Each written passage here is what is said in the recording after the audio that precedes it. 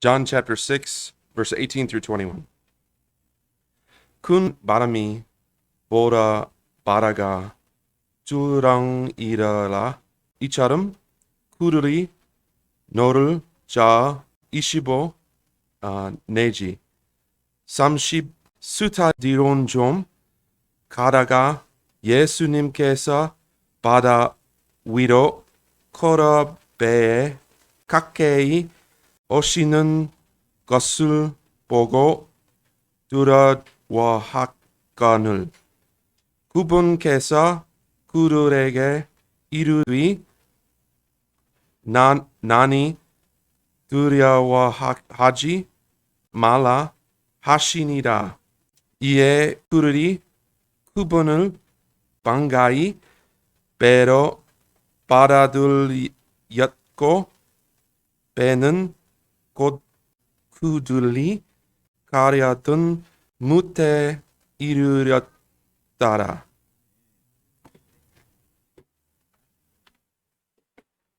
우리 함께 말씀 시간 위에 기도하겠습니다. 하나님 아버지, 오늘 말씀 주셔서 감사합니다.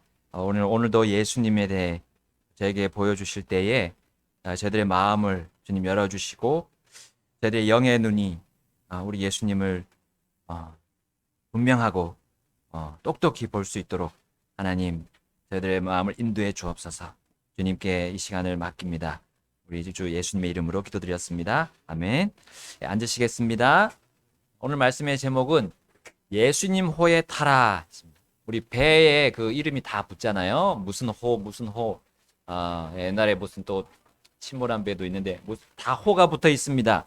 그래서 오늘 제목은 예수님 호에 타라. 예수님 배에 타라라는 제목입니다. 우리 오병이어 기적을 행하신 예수님을 사람들이 어떤 눈으로 보았을까요? 세상에 오실 그 대언자다라고 그들은 보았습니다. 자, 그 대언자 누굽니까? 바로 구약 성경에 하나님께서 기록하신 그 모세와 같은 한 대언자였죠. 자, 그들이 순종하고 이스라엘 백성들이 따라야 할 그 대언자로 이 무리들은 보게 되었습니다. 어떻게 그 빵 5개와 물고기 2마리로 5,000명, 남자만 5,000명을 먹일 수 있겠습니까? 그 누가 그렇게 할 수 있겠습니까? 자, 이제 그 무리들은 예수님을 이제 어떻게 하려고 했습니까? 우리 본문에 보게 되면 왕으로 삼으려고 했는데 억지로 삼으려고 했어요. 억지로. 자, 바로 사람들의 힘으로 예수님을 데려다가 이제 왕으로 삼으려고 했던 거예요. 자, 예수님은 지금 왕이 되는 것은 바로 아버지 하나님의 뜻과는 그리고 계획과는 거리가 먼 일임을 잘 아셨어요. 그리고 예수님은 어떻게 하셨습니까? 그 무리들을 떠나서 산으로 올라가셨습니다. 산. 자, 그럼 이제 예수님은 그 무리들을 다 그냥 버리고 달아나셨다는 말입니까? 그리고 자신의 제자들도 그렇게 하신 겁니까? 아니지요. 예수님은 자신을 찾아온 그 무리가 아버지의 뜻을 헤아리지 못한다고 해서 그들을 버리지 않으셨습니다. 또한 자신이 그 위급한 상황에 처했다고 해서 제자들을 소홀히 대하지는 않으셨어요. 자, 그들 모두에 대한 책임을 예수님은 끝까지 지키셨습니다. 특히 자신과 가장 가까이 있었던 그 제자들을 더욱 아끼고 사랑하셨어요. 자, 우리 오늘 요한복음 본문에는 없지만 이 이야기와 똑같은 부분이 있는 마태복음 그리고 마가복음에서 우리는 그분이 그 큰 무리들과 제자들을 끝까지 챙기시는 모습을 우리는 확인할 수 있습니다. 우리 마태복음 14장 22절로 한번 가보겠습니다. 마태복음 14장 22절입니다. 즉시 예수님께서 자기 제자들을 강권하사 자기가 무리들을 보내는 동안 배를 타고 자기보다 앞서 건너편으로 가게 하시고. 자, 마가복음 6장 45절에도 즉시 그분께서 자기 제자들을 강권하사 자기가 사람들을 보내는 동안 배를 타고 앞서 건너편 벳세다로 가게 하시고 나옵니다. 자, 예수님은 자신을 왕으로 삼으려 한 그 큰 무리를 지혜롭게 돌려보내셨어요. 또한 제자들 역시 따로 배를 타고 이제 디베라에서 벳세다까지 배를 타고 건너가라고 이렇게 조치를 취해 주셨어요. 그리고 자신은 이제 그럼 일을 다 끝내고 산으로 올라가셨던 겁니다. 자, 그 산은 처음에 제자들과 함께 쉬고 있었던, 교제하고 있었던 그 산이었을 것입니다. 자, 거기서 예수님은 무엇을 하셨을까요? 마태복음 14장 23절에 우리 함께 읽겠습니다. 마태복음 14장 23절 시작. 무리들을 보내신 뒤에 기도하러 따로 산에 올라가셨다가 저녁이 되매 거기 홀로 계시더라. 그러니까 우리 요한복음에 나오지 않는 부분입니다. 네, 기도하러 가셨어요. 여러분, 예수님은 항상 하나님 아버지의 뜻을 따라서 사셨잖아요. 그런데 기도할 필요가 있으셨나요? 예, 그럴 필요가 있으셨습니다. 예수님은 또한 완전한 사람이셨기 때문이에요. 사람으로서의 그 연약함도 지니고 계셨습니다. 죄는 없으셨지만 예수님은 사람의 연약함의 감정, 그 모든 감정을 느끼셨어요. 그래서 시험도 받으셨다고 우리 히브리서 4장 15절에 나오죠. 자, 그러므로 예수님은 자주자주 기도해 오셨습니다. 사람의 뜻과 그 사람의 생각이 커져 있을 때, 커져 있고 그것이 자신에게도 그렇게 엄습할 때 그분은 기도하러 산으로 올라가셨습니다. 자, 여기 보니까 떠나가셨다라고 오늘 본문에 나와요. 그들로부터 떠나가셨다. 자, 떠나가셨다는 말은 이제 그들로부터 분리하셨음을 의미합니다. 예수님 마음으로는 그들과 같이 있고 싶었지만 그 연약함의 감정 뿌리치시고 그리고 아버지 앞으로 나가셨던 겁니다. 자, 이것이 주님이 받으시고 들으시는 기도의 모습이에요. 여러분, 우리는 여러 사람들과 함께 생활합니다. 예, 우리 가족들, 또 직장 동료들, 우리 교회 성도들도 같이 또 모일 때가 있어요. 근데 때로는요, 홀로 있어야 할 때가 있습니다. 가장 가까운 가족과도 잠시 떨어져서 오직 아버지께 무릎 꿇고 나아가서 우리에게 오는 시험, 또 유혹, 그런 것들을 이길 힘과 지혜를 우리는 강구해야 합니다. 그렇게 예수님은 우리에게 이러한 기도의 본을 보여주셨습니다. 여러분, 우리가 성령 충만할 때가 있습니다. 또 그렇지 않을 때도 있어요. 관계없습니다. 관계없이 우리는 주님께 항상 나아가서 그분이 주시는 은혜와 긍휼을 구해야 합니다. 그만큼 우리는 늘 연약함에 쌓여있기 때문입니다. 자, 본문은 이제 그 다음부터 이 제자들의 모습을 보여줍니다. 예수님은 그들이 벳세다로 건너가라고 지침을 주셨어요. 자, 근데 우리 오늘 본문 요한복음 6장 17절에 보니까 자, 이 제자들이 지금 어디로 가려고 합니까? 자, 6장 17절 제가 읽어보겠습니다. 배에 올라 바다를 건너 가버나움으로 가는데 이제 날이 어두웠고 예수님께서는 아직 그들에게 오지 아니하셨더라. 자, 예수님이 그들에게 가라고 한 곳이 가버나움이 아니라 벳세다였어요. 근데 그들은 지금 가버나움으로 가려고 방향을 잡았습니다.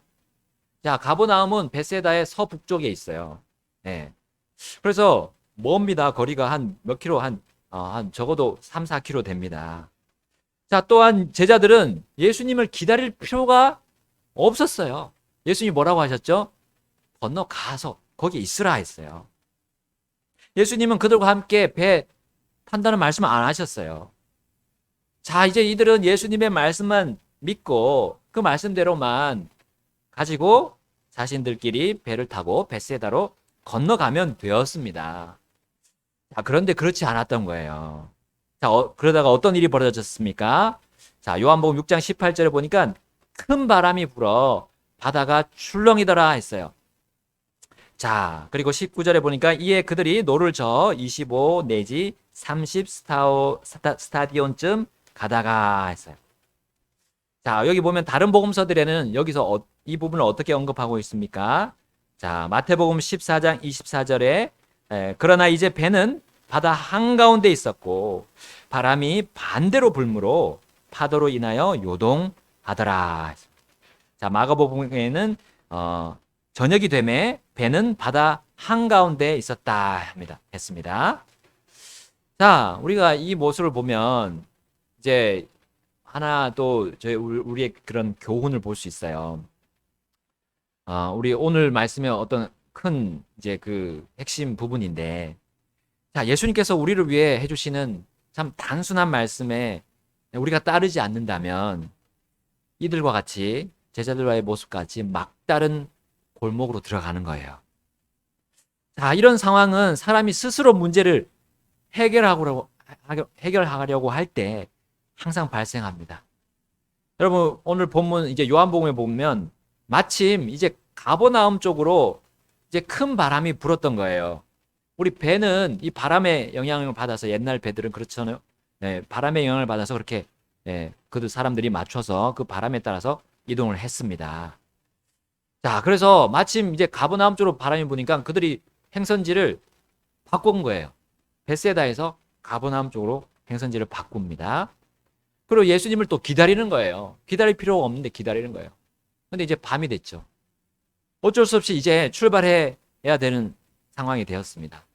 이제 그들은 그들의 힘으로 그 바람을 타고 아주 쾌속 항해를 했습니다. 자, 1스타디온이 이제 200m인데, 약 200m인데 30스타디온이면 약 거의 6km입니다. 약 6km를 빠르게 갔어요. 제가 이제 이 달리기를 하는데 제가 6km를 가려면 한 30분 이상은 걸리더라고요. 아무리 빨리 뛰어도. 그런데 그들은 이제 순풍을 타고 이동을 했으니까 저보다 훨씬 빨리 갔을 겁니다. 자, 근데 갑자기 반대로 불기 시작합니다. 가버나움으로부터 이제 바람이 불어오는 거죠. 그러니까 그들이 이제 아무리 힘을 써도 앞으로 빨리 나아가지 못하고 이제 갈릴리 바다 한가운데서 이제 정체되는 겁니다. 자, 이 장면을 우리 예수님은 그 산 위에서 보고 계셨어요. 예수님이 눈이 너무나 좋으셨던 것 같아요. 이제 예수님은 이제 사람의 힘이 아니라 이제 하나님의 힘으로, 하나님이시기 때문에 그 매 눈이나 독수리의 눈보다 더 훨씬 좋게 되셨죠. 이제 그들이 정말 막 못하고 있는, 앞으로 나아가지 못하고 있는 그 장면을 보고 계셨어요. 예수님은 아버지 하나님께 기도하고 영적인 힘을 발휘하고 계셨지만, 반대로 제자들은 육적인 그 힘에 사로잡혀서 이제 힘이 점점점 빠져나갔던 겁니다. 반면에 예수님은 바람과 파도의 영향을 전혀 받지도 않으시고 어떻게 하셨습니까? 마태복음 14장 25절 말씀에 밤 사경에 예수님께서 바다 위로 걸어서 그들에게 가셨다 했습니다. 바다 위로 걸어서요. 그 풍랑이 불든, 바람이 그렇게 세차게 부는데 거슬러서 가고 계시는 거예요. 그것도 물을 걸어서요. 자, 마가복음 6장 48절에 이렇게 나옵니다. 바람이 그들에게 반대로 불므로 그들이 힘겹게 노젓는 것을 보시고 밤 사경쯤에 바다 위로 걸어서 그들에게 오사 그들을 지나쳐 가려고 하시거늘 했어요. 예수님이 제자들을 지나쳐 가신다고요? 원래 행선지가 어디였습니까? 벳세다였어요. 예수님은 벳세다로 가려고 하셨던 거죠. 그 시간은 밤 사경이었습니다. 지금으로 말하면 새벽 3시에서 6시 사이입니다. 얼마나 제자들이 힘들었을까요? 밤새도록 노를 저었는데 앞으로 나가지를 못하는 겁니다. 적어도 6시간은 그들이 풍랑과 그 씨름하고 있었어요. 그러나 예수님은 그들을 지나쳐 가려고 하시는 겁니다. 여러분, 예수님이 그 제자들이 얼마나 지금 힘든 상황인지 모르셨을까요? 예수님이 이제 너희들 내 말 안 들었으니까 이제 골탕 한번 먹어봐라. 골탕 먹이려고 그렇게 하셨을까요? 예수님은 자신의 사랑하는 그 제자들, 그들을 훈련하시고 단련하셨던 겁니다. 그래서 그들로 하여금 자신들의 본 모습을 분명히 보게 하셨던 거예요. 그들이 가는 길이 올바른지 틀렸는지 볼 수 있게 하시려고 지금 하나의 어떤 자극을 주신 겁니다. 근데 골탕 먹이는 것처럼 우리 눈에 보이기도 합니다. 왜냐하면 새벽 깜깜한 그 바다 위를 정말 누군가 걸어서 그 옆에 옆으로 지나간다고 생각해 보세요. 사람이 그런 상상을 할 수 있습니까? 예. 제자들의 반응 한번 보십시다. 우리 마태복음 14장 26절. 제자들이 그분께서 바다 위로 걸어오시는 것을 보고 불안해하여 이르기를 영이다 하고 두려워서 소리 지르거늘. 영. 이거는 우리 보통 이제 전설에 이렇게 내려오는 유령 아닙니까? 유령. 우리나라 식으로 말하면 귀신. 뭐 다른 것으로 설명할 수가 없는 거예요. 자, 우리 마가복음 6장 46절에도 영인 줄 생각하고 소리를 질렀다. 깜짝 놀라고 공포에 사로잡히는 거죠. 마가복음 6장 50절에 이제 그들이 다 보고 그분을 보고 불안해했다 했습니다. 자, 오늘 본문에 보게 되면 6장 19절, 요한복음 6장 19절. 예수님께서 바다 위로 걸어 배 가까이 오시는 것을 보고 두려워했다 했어요. 여러분, 예수님이 자신들을 그렇게 깜짝 놀라게 하실지 그들은 예상하지 못했습니다. 그래서 그 존재를 사람들의 전설에 내려오는 그런 귀신이나 유령으로 생각했던 겁니다. 그런데 그들이 겁을 내고 소리를 지르는 사이에 그 유령으로부터 부드러운 목소리가 들려왔습니다. 이건 결코 그들의 귀에 낯설지 않는 음성이었어요. 마태복음 14장 27절 말씀하죠. 우리 함께 읽겠습니다. 14장 27절 시작. 즉시 예수님께서 그들에게 말씀하여 이르시되 안심하라 나니 두려워하지 말라 하시니라. 다른 모든 복음서에도 똑같이 말씀합니다. 나니 두려워하지 말라 하셨어요. 여러분, 이 음성은 그들의 두려움과 그들의 불안함을 순식간에 몰아내는 소리였습니다. 이 말씀만 믿으면 그들이 지금까지 해온 헛된 고생 끝낼 수가 있었어요. 이 음성이 누군지 그들이 알았다라면 그들은 평안과 안식의 항구 거기에 당도했을 것입니다. 여러분, 왜냐하면 얼마 전에 예수님과 함께 배를 타고 가다가 거친 풍랑을 그들은 만났던 적이 있어요. 그러나 아무 문제 없이 항구로 갈 수 있었습니다. 그 당시 예수님께서는 바다에게 명했어요. 잠잠하라, 고요하라 하고 그 바다를 꾸짖으실 때 그 순간 바람이 그치고 매우 고요하게 되었고 물도 잔잔하게 되었습니다. 제자들은 이 일을 잊을 수가 없었어요. 이미 경험했습니다. 그 당시 제자들은 그때를 기억했을지 모르겠어요. 또 잊어버렸을 수도 있습니다. 배 안에서 이제 그 안에 배 안에서 한 사람이 용기를 내고 그 유령에게 얘기합니다. 베드로가 그분께 응답하여 이르되 주여 만일 주시거든 물 위로 죽게 오라고 내게 명하소서 하니. 마태복음 14장 28절에 말씀합니다. 그리고 그분께서 오라 했습니다. 그때 베드로가 그 배에서 내려서 예수님께 가려고 물 위로 걸어갔다 했어요. 여러분, 예수님께서 제자들에게 자신이 물 위를 걷는 그 기적을 보여주신 적이 한 번도 없었습니다. 이게 처음이었어요. 자, 그래서 베드로는 그분이 진짜 주이신지 주님이신지 확인해보고 싶었습니다. 그래서 그분의 말씀대로 물 위를 걸어가기 시작했습니다. 처음에는 정말 걸었어요. 그분만을 보면서 곧장 그렇게 걸어갈 수 있었습니다. 그런데 그의 시선이 바뀌게 되죠. 14장 30절, 마태복음 14장 30절 함께 보겠습니다. 시작. 바람이 사나운 것을 보고 두려워하다가 가라앉기 시작하며 소리 질러 이르되 주여 나를 구원하소서 하니. 여러분, 예수님만 바라봤을 때 베드로가 결코 가라앉지 않았습니다. 그 극심한 바람에도, 그 큰 바람에도, 풍랑에도 흔들리지 않았어요. 그런데 주님에게 향한 그 눈이 바뀌어서 그 사나운 바람을 보았을 때 그 즉시로 그의 몸이 가라앉기 시작했습니다. 그는 구원해달라고 소리쳤고요. 그리고 예수님은 즉시 그의 손을 붙잡고 끌어올리시면서 말씀하셨습니다. 오 믿음이 적은 자여 어찌하여 의심하였느냐 하셨습니다. 여러분 예수님께서 제자들에게 오신 방식이 평소와는 다르셨습니다. 새벽에 그것도 물 위를 걸어서 오셨어요. 그러나 그분의 음성과 그분의 사랑의 마음만큼은 다르지 않으셨어요. 왜 제자들은 항상 듣던 그 예수님의 음성, 그 사랑스러운 주님의 음성을 듣고도 믿지 못하고 의심했을까요? 바로 처음에 예수님께서 주신 그 말씀대로 움직이지 않았어요. 자신들의 생각, 자신들의 방식대로 움직였습니다. 그렇게 움직이다가 상황이 악화되었고요.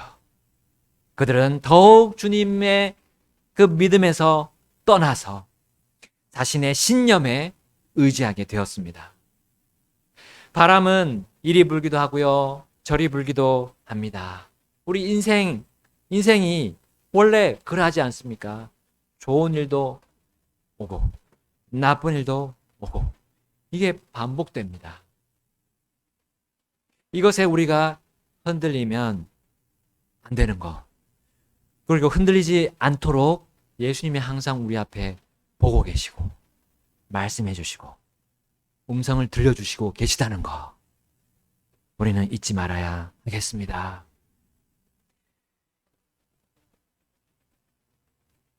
자, 예수님은 물속에서 이제 베드로를 건지셨죠? 이제 그와 함께 배에 오르셨습니다. 자, 그리고 놀랍게도 그 순간 그 매섭게 불던 바람이 그쳤어요. 마태복음 14장 32절에 나오죠? 그들이 배에 들어갈 때에 바람이 그쳤다 했습니다. 이전에 예수님이 그 풍랑을 잠재울 때는 잠잠하라, 고요하라 라고 명령하셨죠. 근데 지금은 한마디도 하지 않으셨어요. 그냥 바람이 알아서 수그러들었습니다. 자, 이렇게 상황이 급변하게 되었을 때 이 제자들 사이에 두 가지 반응이 일어났습니다.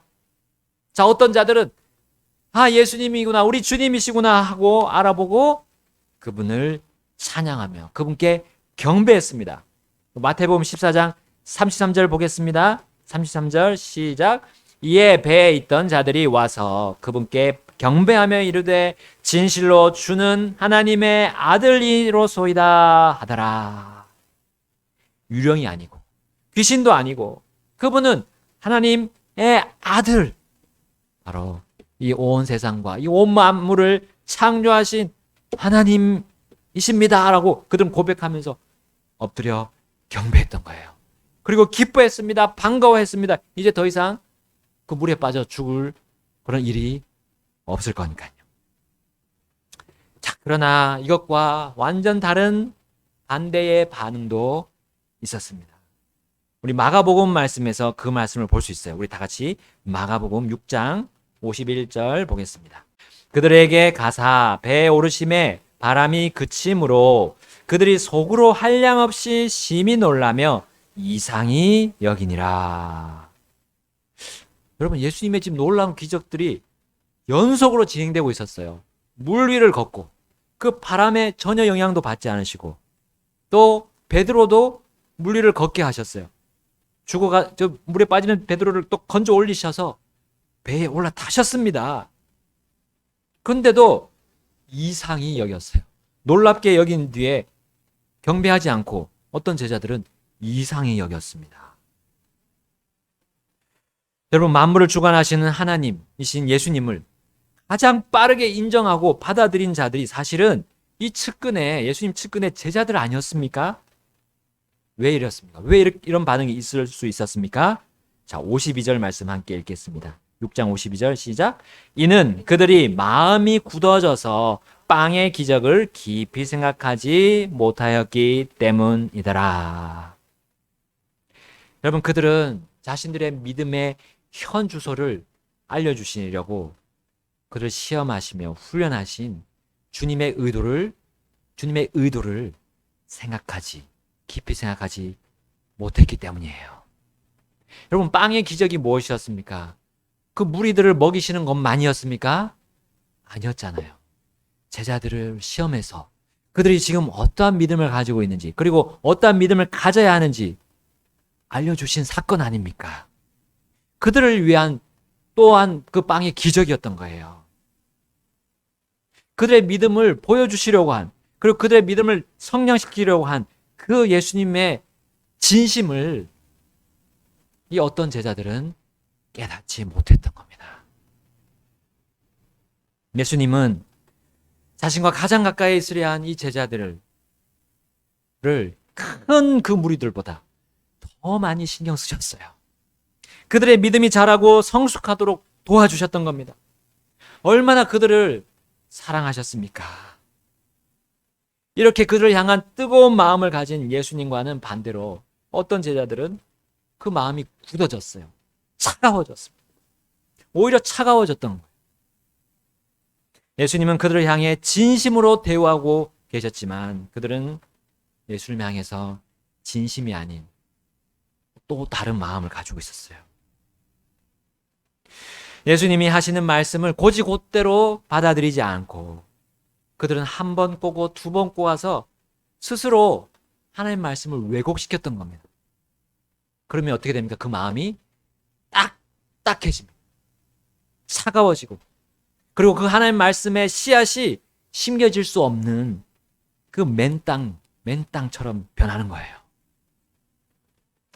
여러분, 우리는 주 예수님의 말씀, 주님의 말씀이 우리 마음 가운데 심겨지도록 우린 계속적으로 우리의 마음을 준비해야 합니다. 그 말씀이 영원한 생명을 주시는 것 또한 우리의 삶을 변화시키는 말씀이에요. 여러분, 우리 이 주님의 말씀이 우리가 그렇게 해야 할 만큼 가치가 있음을 베드로는 나중에서야 깨닫게 됩니다.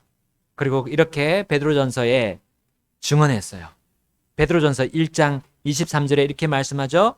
너희가 다시 태어난 것은 썩을 씨에서 난 것이 아니요 썩지 아니할 씨에서 난 것이니 살아있고 영원히 거하는 하나님의 말씀으로 된 것이니라.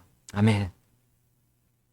여러분, 우리 다시 태어난 사람, 바로 하나님의 아들들은 영원히 거하는 하나님의 말씀으로 그렇게 되었습니다. 이 세상에 썩지 않을 단 하나의 씨가 있다면 하나님 말씀이에요.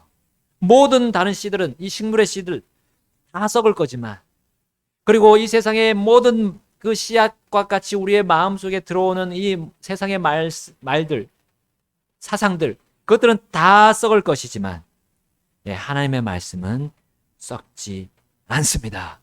살아있고요, 영원히 거하는 말씀이라고 베드로는 증언할 수 있었던 것입니다.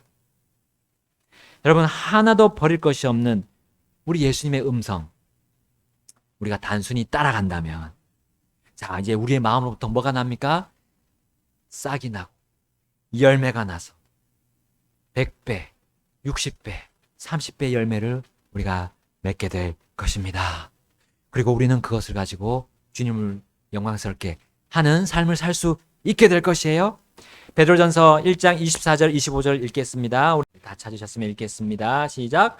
모든 육체는 풀과 같고 사람의 모든 영광은 풀의 꽃과 같으니라.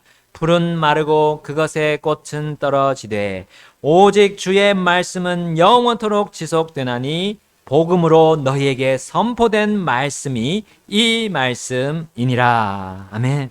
아멘. 모든 것들은 썩어지고 없어지지만 주님의 말씀은 영원토록 지속되고 그 말씀이 우리 마음 가운데 있습니다. 있어요. 말씀이신 예수 그리스도. 네. 우리 마음 안에 계시고 또 성령님이 계셔서 보증하고 계십니다. 보이는 빵과 물고기와 육체를 의지할 때 사람은 바로 그것들의 마지막으로 똑같이 되어버리는 거예요. 그러나 영원토록 지속되고 선포되는 그 복음의 말씀을 마음에 간직한 다시 태어난 사람, 주님의 자녀들, 하나님의 아들들은 결코 흔들리지 않고 방황하지 않고 더 이상 이 세상에 그런 바람과 파도가 없는 곳, 바로 고난과 고통이 없는, 하나도 없는 평화와 안식의 항구에 다다르게 될 겁니다. 그것을 우리 요한복음 6장 오늘 본문 21절에 이렇게 이 모습을 우리는 볼 수 있어요. 이에 그들이 그분을 반가이 배로 받아들였고 배는 곧 그들이 가려던 무태 이르렀더라. 아멘. 무태, 그 안식의 장소 항구에 이르렀습니다. 마태복음 14장 34절에도 그들이 건너가서 게네사렛 땅에 들어가매 했고요. 마가복음 6장 53절도 건너가서 게네사렛 땅에 들어가 해변에 이르렀다 했습니다. 여러분, 혹시 아직도 여기 안식, 완전한 평화와 안식의 항구에 들어갈 수 있는 확신이 없으신 분이 계세요? 이 평화와 안식의 항구에 완전한 안전으로 데려다 줄 수 있는 그 유일한 배에 올라타시기 바랍니다. 그 배의 이름은 예수님 호입니다. 예수님 호. 우리 함께 주님 앞으로 나가서 기도하시겠습니다.